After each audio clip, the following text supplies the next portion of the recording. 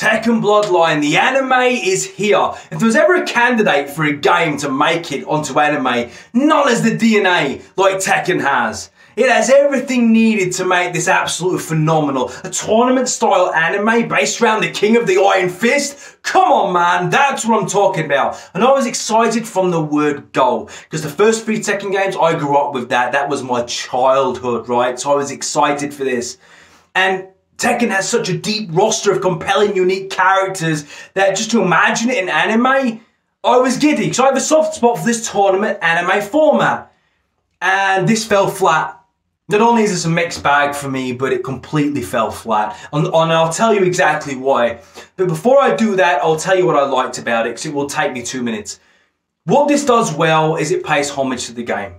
There's certain action sequences you will see in this anime which are real combinations you can perform in the game. And I have to give it credit for that. When a fighter performs a strike, it'll have that halo effect. You'll see like the energy, you know, as you make impact. So you land a blow or a kick and you see the same screen effect you would see in the game. And I like that. There's a lot of fan service and it's there, you'll recognize it. You'll see a certain character perform a certain move and you'll smile to yourself as you remember doing that move 1,000 times in the past. So it gets credit for that, but that is all it does well. Everything else, it falls flat. If you go into this as a Tekken fan, like I said, you'll see that and it will resonate with you and you'll enjoy it. If you go into Tekken Bloodline as a Shonen anime fan, this is gonna pale in comparison to everything else you've seen.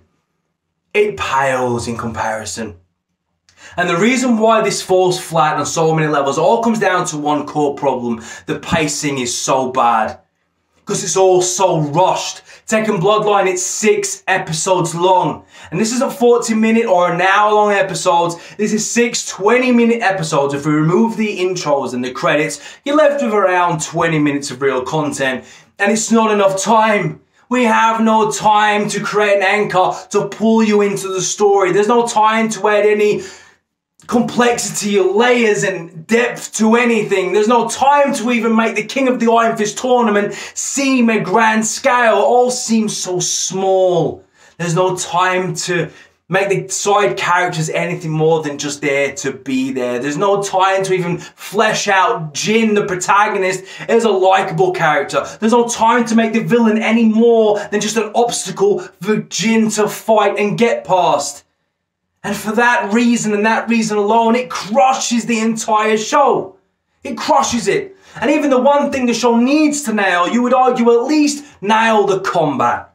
At least get that part right, but it doesn't. Because it's so rushed. From beginning to end, every fight, it's rushed. The fight starts and it's over like that. Sometimes in 90 seconds, the fight is done. And you could argue and raise the point, maybe that's on purpose because a fight in Tekken wouldn't last that long. Maybe it's to make it more visceral, more hard-hitting. When you land a blow and a big strike, it ends the fight. But it doesn't come across that way. It just comes across like it's rushed. They didn't have time. They had to start this story and conclude the Iron Fist tournament inside of 6 episodes. Let me tell you this. The tournament doesn't even start until episode 4 and it's concluded inside of 3 episodes. That's madness.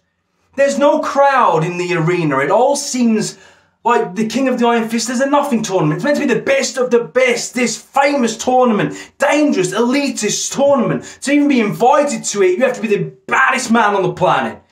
And that just doesn't come through on the anime at all.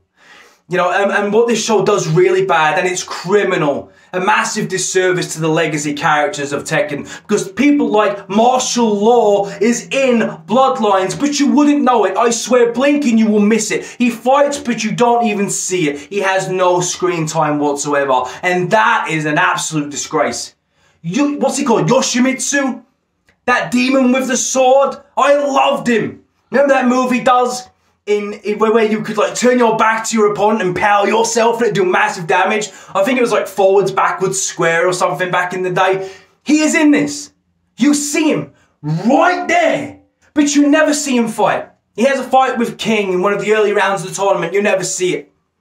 Why? I'll tell you why. Because they didn't have the time to show you an epic fight between King and him. They didn't have time for that. They didn't have the budget for that. They had to just skip it. Kuma is in this, and you only know it because poor Phoenix Paul turns around and says, Paul Phoenix rather says he just fought a bear. That's the only reason you know he's even in this. So the entire thing is rushed and it affects everything. The fights, they're okay. The animation is a bit sluggish and there's no fight. The fights lack the drama because there's no length to them. And I'm not saying every fight needs to be like Dragon Ball Z, that every fight needs to be dragged on so long, but because they're over so quick, they lack. Look, you can tell a lot of stories just inside the combat alone, inside the action. You can tell a lot of stories, and it doesn't do that. Not really. And when it's all concluded, look, when the winner of the King of the Iron Fist was announced, I didn't even know. I didn't even know it was the final. I didn't even pick up on it because it just, like I said, it rushes through the tournament so quick. It doesn't really announce which round you're in. You see Jim fight, then another fight, and suddenly the final, and then it's done. It's wrapped up so quick. And it just lacks any impact. The big bad, you don't care about it. You should care. You should care about Jin's vengeance. You should care about the emotional impact of him finally coming face to face with the beast he's been wanting to face and get vengeance for. But you don't. Not really. It's just so cheesily done at the end. The most compelling part of this for me was watching Jin train with his grandfather.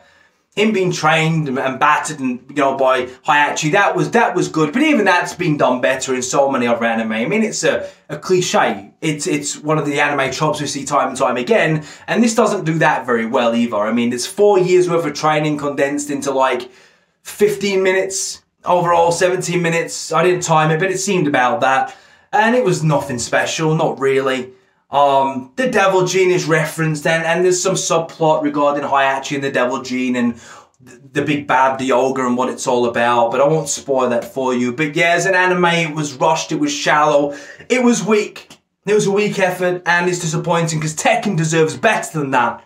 The legacy characters deserve better than that. And yeah, so that's Tekken Bloodlines. I hope you enjoy it more than I did. I was crushingly disappointed by this. So many characters left out of the show altogether, which is a shame. And the ones that were included never even got to have screen time, and that is just unforgivable. As a story, nothing we've not seen before, nothing compelling or original. As a vengeance story, if I had to give it a score, I'd give it a 4 out of 10. I'd say as an anime, a shonen anime, taking out the nostalgia and the fact it's Tekken, I'd give it a 4 out of 10. If I'm saying as a Tekken anime, I'll give it a 6. So there you go. Hope you enjoy it more than me. That's Tekken Bloodlines. It's a shame. It's really a shame, it is.